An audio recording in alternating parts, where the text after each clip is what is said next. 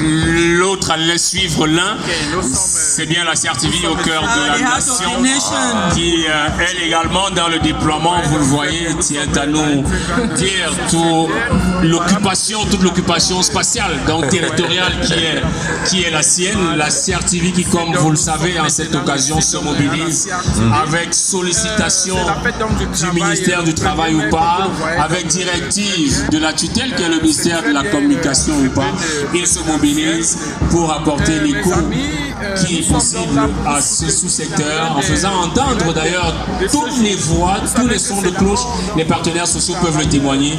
Ils sont parfois plus entendus que l'administration du travail sur ces antennes en cette occasion.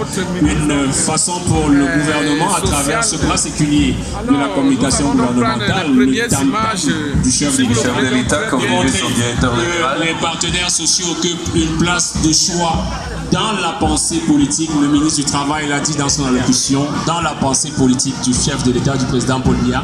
Allez lire le livre Pour le libéralisme communautaire. Vous allez voir qu'il y parlait déjà de ce dialogue social avec les partenaires comme une priorité de son action politique. Et la CRTV qui est devenue CRTV en 1988, on se rappelle, les Lions indomptables venaient à peine de gagner la Coupe d'Afrique des Nations, c'était au Maroc, et puis dans la foulée, CTV était devenue donc CRTV. Et voici l'une des radios privées pionnières, en tout cas du Cameroun, c'est la radio Tiemeni Siantou, bien évidemment, qui est là à ce moment où on peut voir certains visages bien connus du paysage audiovisuel camerounais qui sont là, voilà. All of these TV stations, radio CRTV, they are everyday partners who work with them every day on a daily basis, and we are getting all these sounds here today thanks to the Cameroon radio and television. We say thank you to them, and throughout last week our directors, our experts were in all their programs to talk about the Labour Day. Et Orange Cameroun, Bertrand Bouga. Oui, Orange Cameroun qui, cette année, comme l'entreprise qui va suivre derrière, c'est MTN, je pense, deux entreprises, opérateurs de téléphonie mobile. Permettez-moi de saluer leur tutelle présente ici à la tribune, Madame le ministre des Postes et Télécommunications, la ministre Madame Libom Liliken, qui est bien présente, ainsi que la ministre du Conseil supérieur de l'État. Je voudrais saluer à chaque fois que l'image me revient en mémoire, vous me pardonnerez.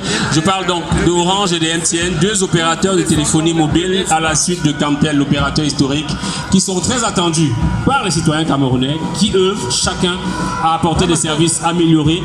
Il faut le leur reconnaître et les encourager. Lorsqu'on dit Orange Cameroun, Madame Gomet, chez nous on ne peut pas s'empêcher de penser à des actionnaires dont nous sommes proches. Nous saluons donc la présence à la tribune de Madame Constance Owona, qui doit être très rassurée de voir les employés de cette entreprise défiler ici, et ils nous entendent bien dire que ce qu'ils font est déjà très bien.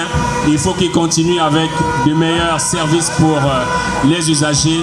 MTN, comme Orange, 25 ans de présence dans le secteur. Vous êtes là parce que ici on est parfois un peu en Afrique du Sud. La célébration prend toujours des allures festive à souhait. Très festive, malgré qu'on s'est approprié le thème.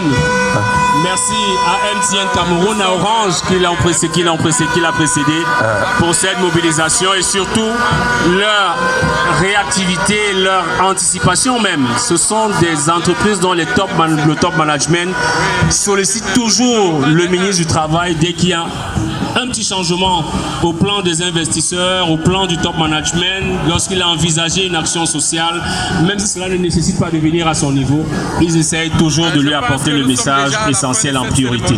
Ce sont donc de bons partenaires.